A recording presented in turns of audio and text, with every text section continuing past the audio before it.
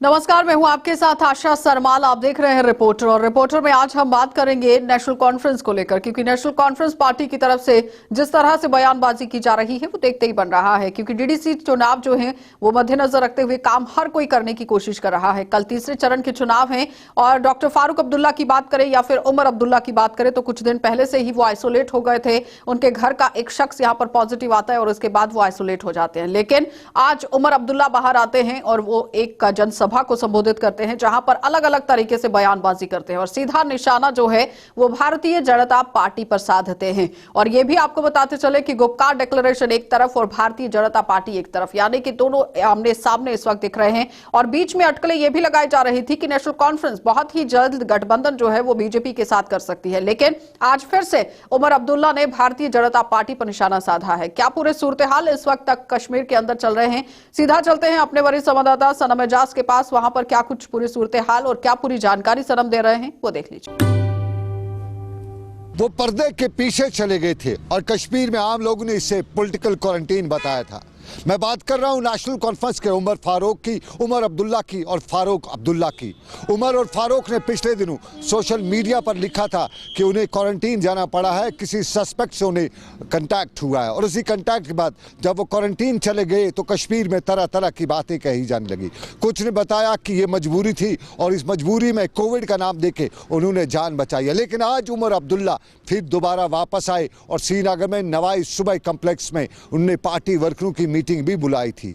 पिछले कई दिनों से उमर अब्दुल्ला खामोश थे। वो उमर अब्दुल्ला वो हर 4 घंटे के बाद कोई न कोई पॉलिटिकल या हालात का ट्वीट जरूर करते थे, लेकिन इन दिनों उमर ने ट्वीट भी नहीं किया, किसी सियासी कारकुन से बात भी नहीं की, कोई सियासी बयान भी जारी नहीं किया। और इन्हीं सवालात के घेरे में उमर अब्दुल्ला और फारूक अब्दुल्ला पे जहां प्रेशर भी था, वहीं आज की पॉलिटिकल मीटिंग के दौरान उमर अब्दुल्ला ने दिल्ली से लेकर कश्मीर तक प्रेशर बनाते हुए ये भी इल्जाम लगाया कि बीजेपी यहाँ मनमानी करी है, बीजेपी यहाँ पे और भी मसाइल पैदा कर रही है। और उन्होंने अपने कारकुनों से बताया कि पीपल्स अलायंस के जो कारकुन हैं, जो लोग हैं, वो इत्तेहाद करें, इकट्ठा हो जाएं और यहाँ पे पीपल्स अलायंस के लोगों को डीडीसी इंतखाबात में वोट दें। उमर अब्दुल्ला की आज पॉलिटिकल नमूदारी साफ बयान करती है कि कुछ प्रेशर ज़रूर था और इसी प्रेशर को न झेलते हुए फारूक अब्दुल्ला और उमर अब्दुल्ला पीछे चले गए थे और सामने उन्होंने महबूबा मुफ्ती को रखा था।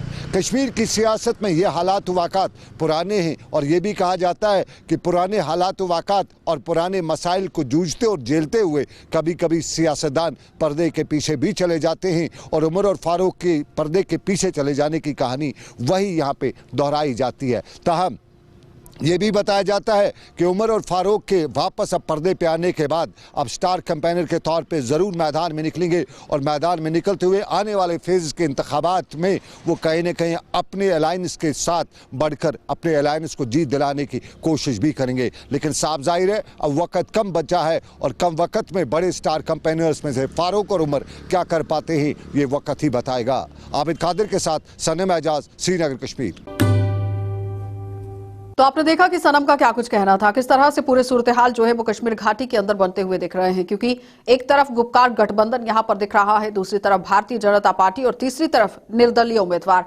क्योंकि इस बार जो बोलबाला दिखाई दे रहा है वो निर्दलीय उम्मीदवारों का दिख रहा है और जाहिर तौर पर अगर ज्यादातर तादाद में निर्दलीय उम्मीदवार जीतकर सामने आते हैं तो गेम चेंजर साबित हो सकते हैं, क्योंकि जिसके पाले में निर्दलीय उम्मीदवार जाएंगे जाहिर तौर पर सरकार और पैठ उसी की बनेगी। अब देखना यह होगा कि क्या कुछ निकलकर सामने आएगा, क्योंकि डीडीसी के चुनाव जो है वो 3 टायर सिस्टम को स्थापित करने के लिए जम्मू कश्मीर केंद्र शासित प्रदेश के अंदर करवाए जा रहे हैं। और बार बार ये कहा जा रहा है कि जम्मू कश्मीर केंद्र शासित प्रदेश जो है वो विकास की राह पर चलेगा डीडीसी चुनावों को मद्देनजर रखते हुए, क्योंकि जिस तरह से पंचायती चुनाव कराने की कोशिश की जा रही है, स्थानीय निकाय चुनाव करवाने की कोशिश की जा रही है, तो जाहिर तौर पर विकास की राह पर जम्मू कश्मीर की जनता दिखेगी।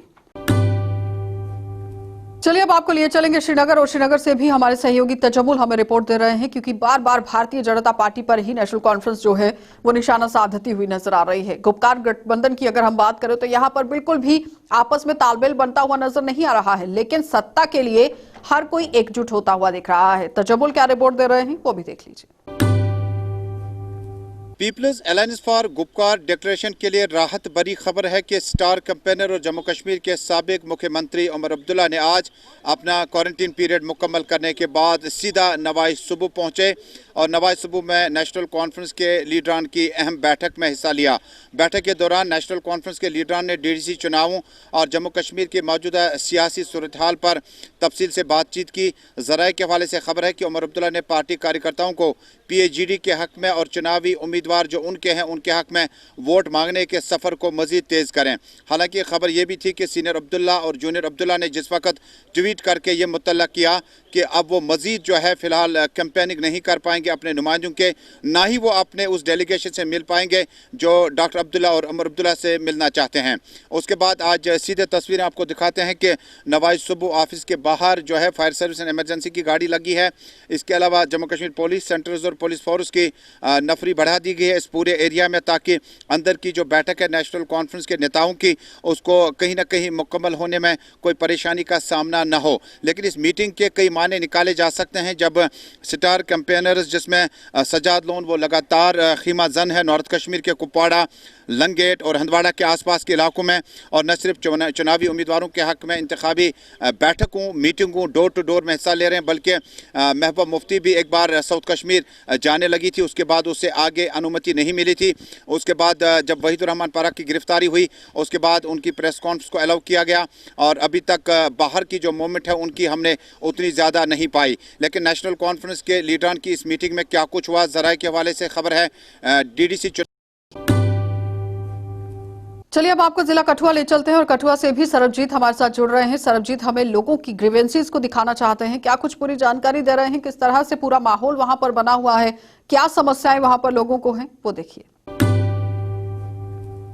जिला विकास परिषद के चुनाव जारी हैं और सभी प्रत्याशी वोटरों को बुनाने का कोई कसर नहीं छोड़ रहे हैं, कोई मौका नहीं छोड़ रहे हैं। लोगों की क्या समस्याएं हैं, लोग किस तरह से इस चुनाव को देख रहे हैं, ये जानने के लिए आज हम बनोटी ब्लॉक के पंद्राड़ इलाके में आए हैं। यहाँ पर लोगों से बात करेंगे कि DDC के चुनावों को किस प्रकार से देख रहे हैं। जी सर, आपका नाम क्या है? मदन लाल है जी। मदन लाल जी, सुना के क्या समस्या? हाँ जी, समस्या पानी की समस्या इतने ज़्यादा है। आवादे जी उन्हें तो आना ही है जी, आवादे। अच्छा, के तुस समस्या उन्हें दसा दो कि ये समस्या साड़ी हल कराओ। साड़ी ये पानी की समस्या इतने ग्रां च ज़्यादा है, होर तो कोई इन्नी समस्या भी नहीं है। राशन है वो भी थोड़ा दा, जड़ियां मेन चीज़ां ना वो तुस चाहते हो कि थोड़ी पानी की समस्या जी हल होए? हाँ जी, पानी की समस्या हल होनी चाहिए। आपका नाम क्या है भाई? पुरुषोत्तम लाल मेहरा। पुरुषोत्तम जी, क्या क्या समस्या है गाँव की? समस्या बस यही है जो अभी चाचा जी ने बोल दी है, वो ये पानी की समस्या। राशन की? राशन तो जो आ रहा है वो दे रहे हैं, खाली क्या समस्या है पानी की। कुछ और लोग भी हैं, उनसे भी बात करते हैं कि क्या क्या समस्याएं हैं। क्या नाम है? प्रेमनाथ। यहाँ पे गांव की अगर समस्या की बात करें तो क्या कोई परेशानी है आप लोगों को? पानी भी कदी कदी आंदा, खूब तेरा एक बारी आवे, ये दिख लो हालत गांव दी डब्बा जो थोड़े सामने जो भी है। तो जिस तरह से चुनाव चल रहे हैं, लोग ये छोटी गाड़ियां जो हैं इसमें जो पोलिंग पार्टीज हैं और पोलिंग पार्टीज अब अपने अलग अलग पोलिंग स्टेशन के लिए रवाना हो रही है पोलिंग मटेरियल के साथ पूरी सुरक्षा व्यवस्था के बीच में। और यहाँ पर कोविड की गाइडलाइंस को भी खास तौर पर ध्यान में रखा जा रहा है। मास्क अनिवार्य रखा गया है कि आपने पहन के रखना है। सैनिटाइजर इनको अलग अलग पोलिंग पार्टीज को दिया गया है। थर्मल स्कैनिंग के लिए जो थर्मामीटर गन है वो भी दी गई है कि पूरी यहाँ पर प्रिकॉशंस को भी फॉलो किया जाएगा। और मेरे पीछे के दृश्य जो हैं ये पोलिंग स्टेशन जहां से पोलिंग पार्टीज को रवाना किया जा रहा है। आप मेरे पीछे देख भी रहे कि गाड़ियां जिस तरह से यहां से रवाना हो रही हैं अलग अलग पोलिंग स्टेशन के लिए।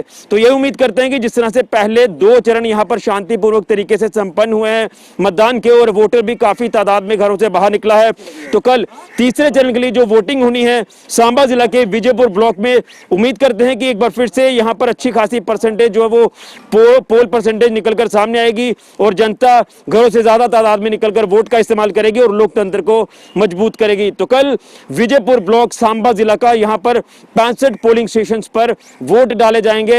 यहां 23 पोलिंग स्टेशन सेंसिटिव हैं। टोटल वोटर ए और बी कॉन्स्टिट्यूंसी को मिलाकर 32,211 बनता है और टोटल जो कैंडिडेट है विजयपुर ब्लॉक में ये हैं 22 जो चुनावी मैदान में हैं, जिनकी किस्मत का फैसला कल जनता करेगी। यानी इन चुनावी प्रत्याशियों की किस्मत कल मत पेटियों में बंद हो जाएगी और 22 तारीख को नतीजे आएंगे। तो यही उम्मीद करते हैं कि जो भी कोई छुपने की जगह है और हर काम का जो हमारे बच्चे हैं वो भी बेरोजगार है। कोई काम अच्छे ढंग का इधर हुआ नहीं है। डीडीसी इंतखाबात चल रहे हैं, क्या उसमें आप पार्टिसिपेट करेंगे, उसमें हिस्सा लेंगे, क्या आप वोट डालेंगे? जी हाँ, बराबर लेंगे जी। मोहम्मद क्या शाह। क्या मुश्किलात हैं इस गाँव में? हमें सबसे बड़ी मुश्किलात है, एक तो रोड नहीं है। झूठे वादे करके इलेक्शन से पहले चले जाते हैं, गरीब लोगों से वोट ले लेते हैं, बाद में यहाँ कोई भी नहीं आता है। सर बहुत ही मुश्किलात हैं, यहाँ पे रोड की फैसिलिटी नहीं है हमें। तो एक बेरोजगारी बहुत है यहाँ पे, तमाम पढ़े लिखे बच्चे नौजवान बेरोजगार हैं, कोई मजदूरी के लिए ढूंढ रहे हैं, मजदूरी भी नहीं मिल रही है। और यहाँ उसी को मिल रही है जिसको कुछ जुगाड़ है या चैनल है, उसको उसी हिसाब से मजदूरी मिल रही है, लेकिन हर एक को नहीं मिल रही है। हम लोगों को हर एक को, जो इससे पहले जो थे यहाँ पे जो इलेक्शन हो रहे थे, या तारिम की हुकूमत थी या दूसरे किसी की थी, जो वहाँ से कुछ आता था, या किसी के लिए मजदूरी आती थी, या किसी के हम ये करेंगे वो करेंगे, वोट लेके कुछ नहीं है। जब वोट लिया तो आ ही नहीं, फिर तो हमें मुंह नहीं दिखाते। अच्छा, पिछली दफा जो बैक टू विलेज प्रोग्राम हुआ था, फेज फर्स्ट हुआ, सेकंड हुआ, थर्ड हुआ, उसमें कोई अफसरान आपके पास आए, कोई डिस्ट्रिक्ट के जो अफसरान है या जिला तरक्याती कमिश्नर, वो आपके पास आए? नहीं आया, कोई भी नहीं आया। मेरा नाम सही साबर हुसैन है जी, मैं यहीं पे रहता हूँ, बटन से रहता हूँ। मेरा क्या मुश्किलात है? मुश्किलात यहाँ बहुत है जी। देखो, नरेंद्र मोदी जी ने सबको मतलब सब स्कीमें भेजी, उन्होंने सब स्कीमें भेजी, लेकिन यहाँ किसी को मिली नहीं। हमें ये पावर लगाया तो उसकी बिल भरते हैं हर दिन, पानी है उसका भी बोलते हैं पैसा दे दो। रोड नहीं है, बच्चों को पढ़ाई नहीं है, कोई ऐसा टीचर नहीं है, ऐसा मुकम्मल कोई हमारे को हॉस्पिटल नहीं है, ऐसा कोई डॉक्टर नहीं है। कोई डॉक्टर आता अगर किसी एक दिन आता, कोई कंपाउंडर 2 दिन आता, बस कंपाउंडर जैसा होता, दी दवाई नहीं दी चला गया। हमारे को 2 दिन लगते, 2000 लेता गाड़ी वाला। आज पहले बोलने लगे हम लाश लाएंगे बीमारों के लिए जो होगी इधर, थोड़े दिन हम लाश लाई कोरोना के।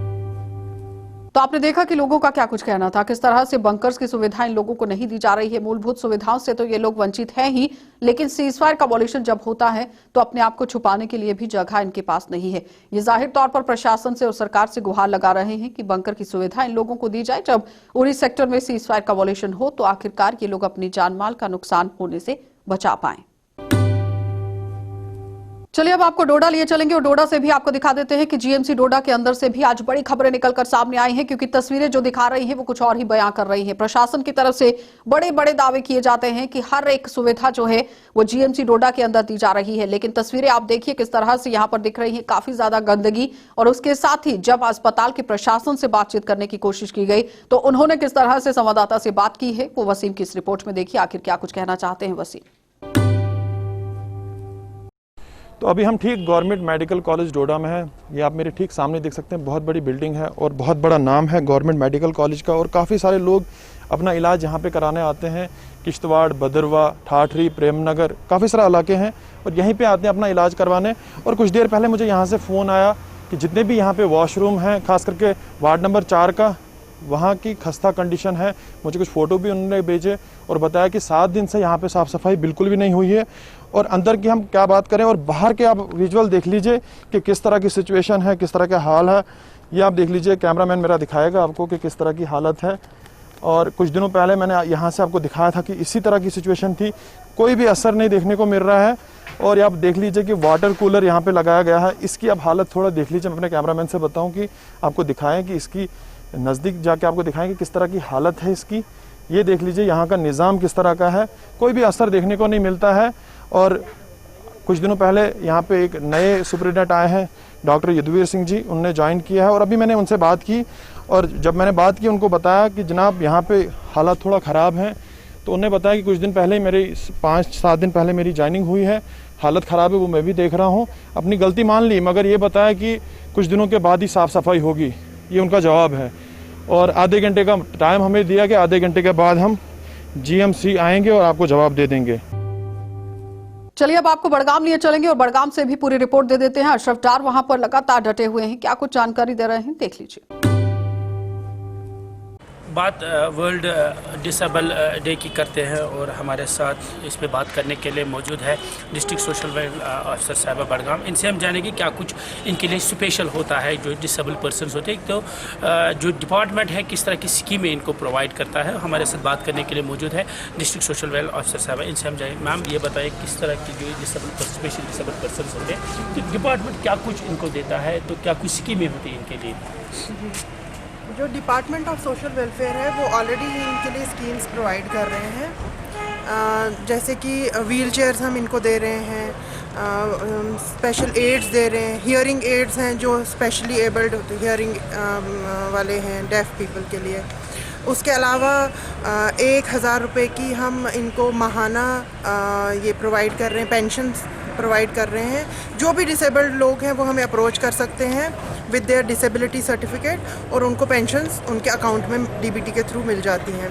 तो ऑलरेडी ये स्कीम्स का फ़ायदा मैक्सिमम लोग बडगाम में उठा रहे हैं। इसके अलावा जो बैक टू विलेज प्रोग्राम अभी रिसेंटली हुआ उसमें हमने 100 से ज़ायद लोगों को घर में व्हील चेयर्स प्रोवाइड की।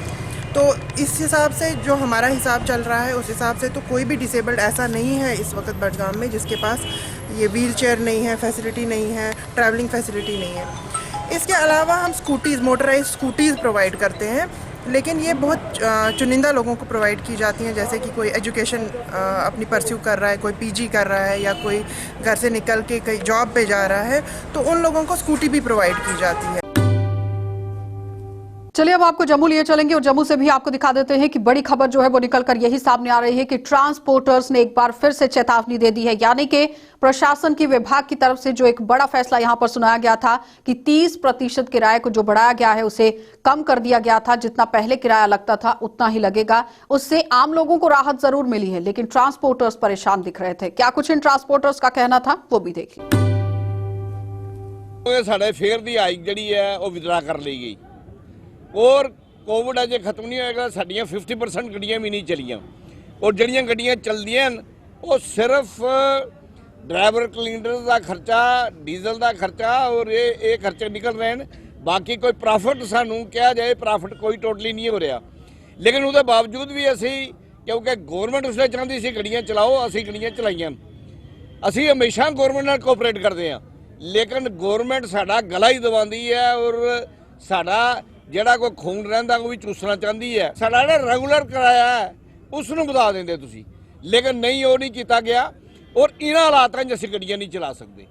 ਲਿਹਾਜ਼ਾ ਅਸੀਂ ਸਾਰੇ ਟਰਾਂਸਪੋਰਟਰਸ ਨੇ ਇੱਕ ਡਿਸੀਜਨ ਲਿਆ ਕਿ ਵਿਦਨ 1 ਵੀਕ ਅਗਰ ਸਾਡਾ ਫੇਅਰ ਦੀ ਰਿਵੀਜ਼ਨ ਨਾ ਕੀਤੀ ਗਈ ਤੇ ਅਸੀਂ ਐਜੀਟੇਸ਼ਨਲ ਪਾਥ ਲਾਂਗੇ ਔਰ ਜਿਸ ਐਜੀਟੇਸ਼ਨਲ ਪਾਥ ਹੀ ਸਿਰਫ ਅਸੀਂ ਆਪਣੀ ਗੱਡੀਆਂ ਹੀ ਨਹੀਂ ਖੜੀਆਂ ਕਰਾਂਗੇ, ਅਸੀਂ ਹੋਰ ਵੀ ਇਹਦੇ ਵਿੱਚ ਇਸ ਸਿਟੀ ਨੂੰ ਤਾਂ ਕਿ ਗੌਰਮੈਂਟ ਨੂੰ ਇਹ ਸਮਝ ਆ ਸਕੇ ਕਿ ਟਰਾਂਸਪੋਰਟਰ ਜਿਹੜਾ ਉਹ ਭੁੱਖਾ ਮਰਦਾ ਲਾਦਾ ਔਰ ਟਰਾਂਸਪੋਰਟ ਦੀ ਜ਼ਰੂਰਤ ਹੈ, ਇਸ ਲਈ ਕਿ ਜਿਹੜੀ ਫੇਅਰ ਦੀ ਹਾਈਕ ਹੈ ਉਹ ਕੀਤੀ ਜਾਏ ਔਰ ਅਗਰ ਵਿਦਨ 1 ਵੀਕ ਉਹਨਾਂ ਨੇ नहीं ਕੀਤਾ ਤੇ ਫਿਰ ਅਸੀਂ ਐਜੀਟੇਸ਼ਨਲ ਪਾਥ ਲਾਂਗੇ ਜਿੱਦੀ ਜ਼ਿੰਮੇਵਾਰ ਗੌਰਮੈਂਟ ਹੋਏਗੀ, ਅਸੀਂ नहीं ਹੋਵਾਂਗੇ। तो आपने देखा कि ट्रांसपोर्टर्स किस तरह से चेतावनी देते हुए नजर आ रहे हैं। उनका साफ तौर पर कहना है कि अगर इसमें तब्दीली नहीं की गई, बदलाव नहीं किया गया इस ऑर्डर में, तो वो इससे भी उग्र प्रदर्शन करने को मजबूर हो जाएंगे। अब देखना यह होगा कि ट्रांसपोर्ट विभाग इस पर क्या कार्रवाई करता है, क्योंकि ट्रांसपोर्ट विभाग की तरफ से तो एक उम्दा कदम उठाया गया जिसमें आम लोगों को राहत दी गई, लेकिन ट्रांसपोर्टर्स इससे खुश नजर नहीं आ रहे। आप देखते रहिए कार्यक्रम।